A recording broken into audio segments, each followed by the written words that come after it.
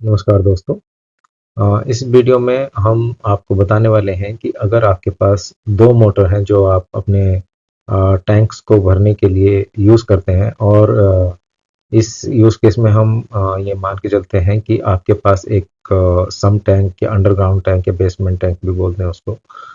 एक वो टैंक है जो आप बोरवेल वाली मोटर से उसको भरते हैं या उसको अथॉरिटी के वाटर से भरते हैं और अथॉरिटी का वाटर अवेलेबल नहीं है तो उसको बोरवेल से भरते हैं। और एक आपके पास दूसरी मोटर है जो सम टैंक से या अंडरग्राउंड टैंक से आपके जो ओवरहेड टैंक है, छत वाला टैंक, उसमें पानी को बार बार रिफिल करती है जब भी वो खाली होता है। तो यहाँ पे इसमें हमने दो मोटर्स दिखाई हैं। एक मोटर है जो इसको हम प्राइमरी मोटर बोलेंगे, जो आपके सम टैंक से ओवरहेड टैंक में पानी को रिफिल करने के लिए यूज होती है। एक दूसरी मोटर है जो अगर आपका सम टैंक खाली हो गया और उसमें पानी नहीं है तो बोरवेल से ये पानी एक्सट्रैक्ट करके आपके सम टैंक को भरेगी ताकि सम टैंक से ये मोटर वापस आपके ओवरहेड टैंक को भर सके। तो ये कॉम्प्लेक्स केस है, इसमें दो मोटर का यूज है और लेकिन हमारा डिजी पंप का पैनल इसको हैंडल करने में कैपेबल है। वो कैसे करेगा, उसके लिए क्या सेंसर्स की जरूरत होगी और वो कैसे कनेक्ट होंगे, आइए इसके बारे में चर्चा करते हैं। तो यहाँ पे ये दोनों ही मोटर जो है वो एक तरह से हमारे पैनल के थ्रू कनेक्ट होंगी। उनको पावर जो जाएगी वो हमारे पैनल से जाएगी, जो ये आपकी सम टैंक से ओवरहेड वाली मोटर है। इसके लिए आपको एक एक्स्ट्रा सॉकेट की ज़रूरत पड़ेगी जो आप अभी भी यूज़ कर रहे होंगे, लेकिन उस सॉकेट को जो वायरिंग है वो हमारे पैनल से ही जाएगी। और जो बोरवेल वाली मोटर है वो भी हमारे पैनल में कनेक्ट होगी। हमारे पैनल में इस बार चार फ्लोट सेंसर कनेक्ट होंगे। एक फुल सेंसर ओवरहेड में, एक एम्प्टी सेंसर ओवरहेड में, एक फुल सेंसर सम टैंक में, एक एम्प्टी सेंसर सम टैंक में। तो चार सेंसर्स के थ्रू हम इस केस को पूरा ऑटोमेट कर सकते हैं। किस प्रकार से, आइए उसको देखते हैं। तो एक जो हमारी ओवरहेड वाली सेंसर है वो फुल होने पर ओवरहेड को वाले जो प्राइमरी मोटर है जो सम टैंक से ओवरहेड टैंक को भर रही है उसको ऑफ करेगी और एम्प्टी होने पर उसको स्टार्ट करेगी। जो हमारी बोरवेल वाली मोटर है वो सम के एम्प्टी होने पर बोरवेल मोटर स्टार्ट हो जाएगी और सम के फुल होने पर बोरवेल वाली मोटर अपने आप ऑफ हो जाएगी। अब इसमें सपोज करिए कि आपके पास आपकी ओवरहेड की मोटर चल रही थी और सम टैंक में पानी भी था, लेकिन इतना नहीं था कि वो पूरी मोटर ओवरहेड टैंक को भर सके। तो मोटर स्टार्ट हुई ओवरहेड टैंक की और उसने टैंक को भरना शुरू किया और इतने में ही सम टैंक खाली हो गया। तो सम टैंक ने डिटेक्ट किया सम टैंक खाली हो गया, तो हमारा सिस्टम इसको चेक करते हुए कि अब मोटर ड्राई रन होगी क्योंकि सम टैंक में पानी नहीं है, वो आपके प्राइमरी मोटर को जो सम टैंक से ओवरहेड टैंक में पानी भर रही थी उसको स्टॉप करेगा। और अब उसने ये भी डिटरमिन कर लिया कि सम टैंक खाली है और सम टैंक मेरा खाली है और मुझे उसको भरना है। तभी मैं वापस इस मोटर को जो ओवरहेड टैंक के भरने वाली मोटर है उसको वापस स्टार्ट कर सकता हूँ। तो ये क्या करेगा, यहाँ पे जैसे ही सम टैंक एम्प्टी डिटेक्ट हुआ, ये इस मोटर को, पहली वाली मोटर को रोकेगा, दूसरी बोरवेल वाली मोटर को स्टार्ट करेगा, उससे सम टैंक को भरेगा। जब सम टैंक फुल हो जाएगा तो बोरवेल वाली मोटर को स्टॉप करेगा। उसके बाद वापस जो सम टैंक से ओवरहेड टैंक वाली मोटर है उसको स्टार्ट करेगा।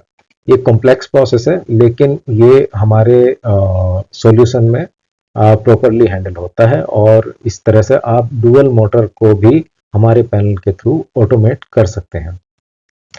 अब इसमें सेंसर्स किस प्रकार से कनेक्ट होंगे वो मैं आपको बताता हूँ कि जो इसमें एक मैंडेटरी रिक्वायरमेंट है कि आपकी जो ओवरहेड के टैंक के सेंसर हैं वो वायरलेस होने आवश्यक हैं।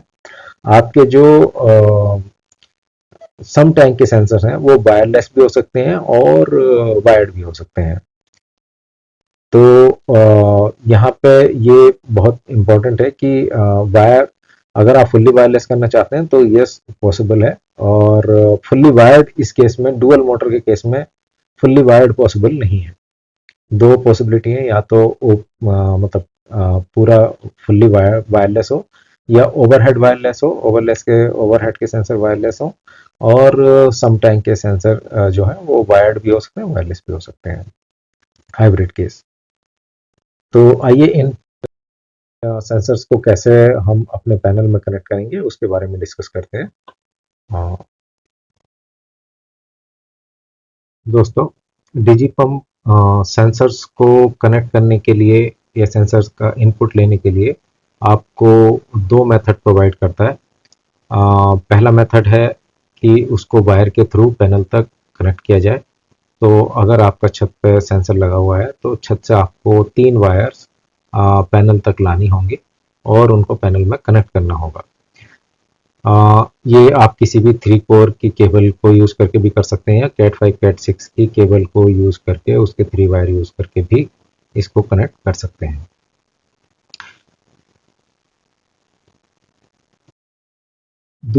अब ये जो कनेक्ट होंगे पैनल में, ये किस तरह का हमारा इलेक्ट्रॉनिक्स में कैसे कनेक्ट होंगे, क्या वहाँ पे मार्किंग होगी, ये इस डायग्राम में हमने आपको बताने की कोशिश की है। एक कॉमन पॉइंट है, एक O head, O H M T मतलब overhead M T, O H full मतलब overhead full, sump M T मतलब सम टैंक का एम टी सेंसर, और पाइप सेंसर जो हमने पहले भी आपसे डिस्कस किया है। तो ये चारों सेंसर्स यहाँ पे कनेक्ट हो सकते हैं। यहाँ पे हमने दो सेंसर्स ओवरहेड के फुल और एम्प्टी का कनेक्शन दिखाया हुआ है, और ब्लू वायर जो एम्प्टी की है वो ई पे कनेक्ट हो रही है, जो ब्राउन वायर फुल की है वो ओ एच फुल पे कनेक्ट है, और दोनों के जो ब्लैक वायर है वो कॉमन करके हम ऊपर ही उसको कॉमन आपस में कनेक्ट कर सकते हैं, ज्वाइन कर सकते हैं, ताकि हमें नीचे तक एक ही वायर लानी हो। बट जैसा आप देख सकते हैं इस इलेक्ट्रॉनिक्स पर क्लियरली मार्किंग है कि दो और सेंसर इसमें कनेक्ट हो सकते हैं। अगर हमें यही चीज वायरलेस में कनेक्ट करनी है तो वायरलेस में वायरलेस ट्रांसमीटर में से 3 वायर निकले होंगे, एक ब्लैक, एक रेड, एक green. Black wire will be the common wire, तो यहाँ ब्लैक वायर इसमें कॉमन वायर होगा जो कि दोनों सेंसर्स के ब्लैक वायर से कनेक्ट होगा। ट्रांसमीटर का रेड वायर जो है वो एम्प्टी यानी कि ब्लू वायर से कनेक्ट होगा, और ट्रांसमीटर का जो ग्रीन वायर है वो फुल से यानी कि ब्राउन वायर से कनेक्ट होगा। वायरलेस की जो रेंज है वो इजीली आपको 5 से 10 फ्लोर तक मिलती है, चाहे उसमें टैंक छत के कॉर्नर पे लगा हो या सेंटर में लगा हो। अगर आप और अधिक फ्लोर्स कवर करना चाहते हैं उस केस में भी वो 20 फ्लोर्स और may be 50 floors is also possible, वो भी संभव है, लेकिन उसके लिए हमें जो ट्रांसमीटर और रिसीवर को की पोजीशन इस तरह से रखनी पड़ेगी कि वो एक दूसरे को फेस कर सकें, लेकिन 5 से 10 फ्लोर तक वो कहीं भी हो वो कवर करेगा, उसकी आपको कोई टेंशन लेने की आवश्यकता नहीं है। इतनी ये लॉन्ग रेंज का वायरलेस है, ये वाईफाई की तरह नहीं है जो एक फ्लोर पे भी या नेक्स्ट फ्लोर पे भी नहीं चल पाता।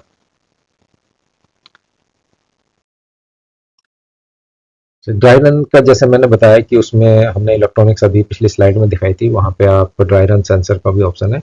लेकिन यहाँ पे एक क्वेश्चन आता है कि चूंकि जब हम वायर से, वायर्ड सॉल्यूशन से वायरलेस सॉल्यूशन में जाते हैं तो देर इज अ वहाँ पे एक कॉस्ट का भी इम्पैक्ट आता है। वो क्यों आता है कि एक केस में आपको वायर पे पैसा खर्च करना है, एक केस में वायरलेस ट्रांसमीटर पे पैसा खर्च करना है। तो जब हम छत पे हमारा टैंक है और वहां से हमें वायर लानी है तो ये सेंस बनता है कि हाँ हम वायर हटा के इतनी लंबी वायर डालने की बजाय हम वायरलेस ट्रांसमीटर यूज कर लें। लेकिन अगर आपका जैसे सम टैंक है या ड्राई रन वाले सेंसर हैं जो सम टैंक में लगे हुए हैं या पाइप में लगे हुए हैं, और आपका पैनल भी नीचे ही है और आपके सेंसर भी नीचे ही हैं, तो ये आपकी चॉइस है कि जो ड्राई रन सेंसर है वो आप वायरलेसली भी कनेक्ट कर सकते हैं और वायर्ड भी कनेक्ट कर सकते हैं। वायर के थ्रू भी कनेक्ट कर सकते हैं। इस केस में क्या होगा, अगर आप ओवरहेड के भी, छत वाले टैंक के भी वायरलेस कनेक्ट करेंगे और ड्राई रन वाले सेंसर अगर आप यूज कर रहे हैं तो वो भी वायरलेसली कनेक्ट करेंगे, तो आपको दो ट्रांसमीटर यूज करने पड़ेंगे, कॉस्ट ज्यादा होगी उस केस में। जो आप वायर से कनेक्ट करके बचा सकते हैं, तो आप ये हम तीनों ही कॉम्बिनेशन इसमें आपको प्रोवाइड कर रहे हैं कि फुल्ली वायर्ड जिसमें चारों सेंसर्स वायरली कनेक्ट हो, और फुल्ली वायरलेस जिसमें सारे ही सेंसर वायरलेसली कनेक्टेड हो, और हाइब्रिड जिसमें जो छत के टैंक के सेंसर्स हैं वो वायरलेस हो, और जो आपके ड्राई रन के सेंसर्स हैं अगर आप उनको यूज कर रहे हैं तो वो वायर्डली कनेक्टेड हो। आइए अब बात करते हैं पावर वायरिंग की। हम इसकी पावर वायरिंग कैसे कनेक्ट करेंगे। दोस्तों यहाँ पे हमने अपने पैनल, जो दो मोटर को चलाने के लिए डुअल मोटर कंट्रोल वाला जो हमारा पैनल है, उसकी वायरिंग दिखाई हुई है। तो अगेन यहाँ पे एक टर्मिनल ब्लॉक है जिसमें इनपुट है, फेज एंड न्यूट्रल, जो एल और एन पे कनेक्ट होंगे। तीन आर वाई वी के वायर हैं, आउटपुट के वायर, जो आपके बोरवेल की मोटर के लिए यूज होंगे। और दिस इज अ यहाँ पे ये हम इसको सेकेंडरी मोटर कहते हैं। और जो हमारी प्राइमरी मोटर है वो मोनोब्लॉक मोटर है, तो जो 3 पिन टॉप से हम एज्यूम करके चल रहे हैं वो चल जाती है। तो उसको 3 पिन टॉप जिस सॉकेट में लगाना है, उस सॉकेट की वायरिंग का जो फेज है वो भी इसी पैनल के P1 पॉइंट से जाएगा, और न्यूट्रल उसमें जो होगा वो कॉमन ही होगा, जो न्यूट्रल मेन लाइन से आ रहा है। अर्थिंग भी जो उसमें होगी वो वही रहेगी। तो बेसिकली यहाँ पे अगर आप देखें तो जो हमारी प्राइमरी मोटर है वो आपके ओवरहेड टैंक को फिल करने के लिए यूज होती है, चाहे वो ओवरहेड टैंक आप अथॉरिटी के वाटर से कर रहे हो या सम टैंक से कर रहे हो। और जो सेकेंडरी मोटर है इसकी प्रायोरिटी कम है, इसकी प्रायोरिटी ज़्यादा है ओवरहेड टैंक को फिल करने के लिए। अगर ओवरहेड टैंक फिल नहीं हो पा रहा है, आपके सम टैंक पर पानी नहीं है, अथॉरिटी का पानी नहीं आ रहा है और आपका ओवरहेड टैंक खाली हो गया है, तो उस केस में सेकेंडरी मोटर स्टार्ट होगी, जो आपको आपका सम टैंक जो है वो फिल करने के लिए भी यूज हो सकती है, या अगर आपका यूज केस दूसरा है तो आप उसको डायरेक्टली ओवरहेड टैंक को एज अ बैकअप प्लान के लिए भी यूज कर सकते हैं। आपको ध्यान ये रखना है कि जो सेकेंडरी मोटर है उसके वायर डायरेक्टली हमारे पैनल में कनेक्ट होंगे। जो प्राइमरी मोटर है वो आपके अभी भी सॉकेट से कनेक्ट होगी, लेकिन उस सॉकेट को जो फेज है वो हमारे पैनल से जाएगा। चलिए अब वायरिंग कंप्लीट होने के बाद देखते हैं क्या क्या फीचर्स आपको इसमें मिलते हैं और कैसे वो आपके पूरे ऑटोमेशन में हेल्प करेंगे। दोस्तों यूँ तो डिजी पंप का सॉल्यूशन आपको बहुत सारे फीचर देता है, और सारे अगर हम कवर करेंगे तो ये वीडियो काफ़ी लंबा हो जाएगा, इसलिए हमने यहाँ पे उसके जो मेन फीचर, की फीचर्स हैं, वो यहाँ पे लिस्ट किए हैं और उनके बारे में आपको एक्सप्लेन करते हैं, ताकि आपको पता हो कि आपके पास क्या क्या फैसिलिटी अवेलेबल है। तो आपके पास ऑटोमेटिक स्टार्ट की फैसिलिटी अवेलेबल है, सेंसर के थ्रू डिटेक्ट करेगा, ऑटोमेटिकली आपके मोटर को स्टार्ट करेगा, उसी तरह आपके मोटर को स्टॉप करेगा ऑटोमेटिकली सेंसर के बेस पे। जैसे मैंने पहले ही बताया कि टाइमिंग की प्रोग्रामिंग आप कर सकते हैं कि शेड्यूल टाइम पे आप वो मोटर को स्टार्ट करें, सुबह स्टार्ट करें, शाम को स्टार्ट करें, आप मल्टीपल शेड्यूल्स लगा सकते हैं। तो एक टाइमिंग की प्रोग्रामिंग के थ्रू आप इसको प्रोग्राम कर सकते हैं शेड्यूल स्टार्ट और स्टॉप के लिए।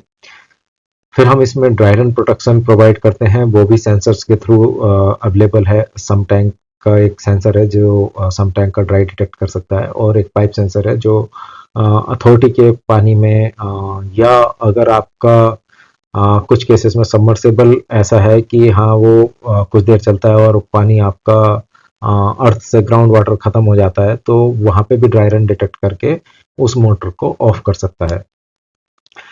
फिर इसमें हम जो एडिशनल फीचर्स हैं वो वोल्टेज प्रोटेक्शन देते हैं कि हमने इसमें वोल्टेज और current monitoring, basically complete power monitoring implement की हुई है।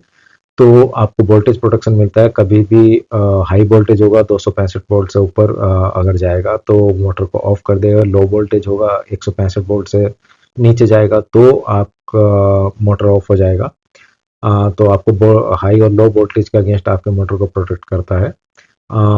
करंट ओवर करंट के लिए प्रोटेक्ट करता है कि अगर आपका ओवरलोड हो रहा है, करंट आपकी एक यूजुअली सपोज आपका 10 एम्पीयर लेता है और वो 14 एम्पीयर से ऊपर जा रहा है, तो ऑटोमेटिकली उसको कट कर देगा। हमने ये ओवर करंट की जो लिमिट है वो 14 एम्पीयर सेट की हुई है। आप इसको ऐप से चेंज भी कर सकते हैं। मोबाइल ऐप से आप इसकी वैल्यू को चेंज कर सकते हैं। सपोज आपका 1 एचपी का मोटर है जो से 7 एम्पियर 8 एम्पियर लेता है और वो सपोज 10 एम्पियर लेना शुरू कर दे, तो आप चाहते हैं कि वो बंद हो जाए, तो आप उसकी लिमिट को चेंज कर सकते हैं। ऐसा ज़रूरी नहीं है कि सिर्फ हम ऑटोमेटिकली ही स्टार्ट होगा और मैनुअल कंट्रोल उसमें से ख़त्म हो जाएगा। आप हमने इसमें एक स्विच दिया हुआ है मैनुअली, उसको आप प्रेस करेंगे तो मैनुअली भी स्टार्ट और स्टॉप कर सकते हैं मैनुअल बटन से। हालांकि अगर आपने सेंसर इनेबल किए हुए हैं तो सपोज आपने मैनुअली उसको स्टार्ट किया तो वो पंप स्टार्ट हो जाएगा, बिल्कुल जैसा एक्सपेक्टेड है। लेकिन अगर आपका पानी का टैंक पहले से भरा हुआ है तो सेंसर उसको चेक करके उसको ऑफ भी कर देगा ताकि ओवरफ्लो ना हो। लेकिन अगर आपकी कोई कंडीशन ऐसी आती है कि आप उसको ओवरराइड करना चाहते हैं, तो हमने उसमें एक टाइमर फैसिलिटी दी हुई है कि कुछ देर के लिए वो टाइमर डिसेबल कर देगा जैसे ही आप मैनुअल बटन दबाएंगे। तो सपोज एक केस लेते हैं कि आपके घर में एक फंक्शन है और आप डायरेक्ट वाटर चाहते हैं, इवन दो आपका टैंक फुल है, लेकिन आप डायरेक्टली जो बोरवेल का पानी है उसको यूज करना चाहते हैं फॉर सम रीजन। तो अभी क्या होगा, अगर आप मैनुअली उसको स्टार्ट करेंगे तो सेंसर उसको डिटेक्ट करके ऑफ कर देगा। तो एक तरीका यह है कि आप सेंसर को डिसेबल कर दें और उसको मैनुअली स्टार्ट करें, या आप उसमें सेट कर दें टाइमर से 15 मिनट, 30 मिनट, 1 घंटा, कि जब भी मैं मैनुअली स्टार्ट करूं तो 15 मिनट के लिए मेरे सेंसर चेक ना हो। तो उस केस में आपकी अगर ओवरफ्लो भी है तो होने दो, लेकिन 15 मिनट बाद सेंसर फिर अपना आप इनेबल हो जाएंगे और फिर वो उसको ऑफ कर सकते हैं। एक हमने इसमें काउंट डाउन टाइमर की फैसिलिटी दी है कि आप कभी भी मोटर को स्टार्ट करेंगे और आप चाहते हैं कि इसे 10 मिनट बाद, 20 मिनट बाद या 1 घंटे बाद मैं कुछ करूं या ना करूं, मेरी मोटर मैक्सिमम इतने टाइम के बाद तो ऑफ हो ही जानी चाहिए, चाहे शेड्यूल हो चाहे सेंसर हो, कुछ भी इनेबल्ड हो। तो काउंटडाउन टाइमर आपको वो फैसिलिटी देता है कि ऑटोमेटिकली मोटर ऑफ करने का, चाहे वो किसी भी प्रकार से स्टार्ट करी गई हो। एक बहुत बड़ा क्वेश्चन यूजर्स के मन में आता है कि ये जो इतना कॉम्प्लेक्स सिस्टम है, क्या इसको इंटरनेट की ज़रूरत है? क्या ये बिना इंटरनेट के चलेगा, नहीं चलेगा? तो मैं ये डाउट बहुत ही क्लियरली आपको क्लैरिफाई करना चाहता हूँ यहाँ पे कि कंप्लीट ऑटोमेशन जो है, चाहे वो शेड्यूल्स हों, उसको भी इंटरनेट की ज़रूरत नहीं है। जो हमारे टाइमर है उसको भी इंटरनेट की ज़रूरत नहीं है, जो सेंसर है उसको भी। तो कंप्लीट ऑटोमेशन जो है वो हमारा बिना किसी इंटरनेट के, बिना वाईफाई के चलता है। उसको किसी इंटरनेट, किसी वाईफाई की ज़रूरत नहीं है। आपके घर में वाईफाई हो ना हो, इंटरनेट हो ना हो, आपका ऑटोमेशन चलेगा। तो क्या हमारे पैनल्स में वाईफाई है? क्या ये वाईफाई से इंटरनेट से कनेक्ट हो सकता है? तो यस, आंसर इज यस। हमने इसको आईओटी बेस्ड बनाया है, इंटरनेट ऑफ थिंग्स जिसको कहते हैं, यानी कि ये इंटरनेट से कनेक्ट हो सकता है और आपको एडिशनल फैसिलिटी दे सकता है। वो एडिशनल फैसिलिटी क्या होंगी वो हम आपको बताते हैं।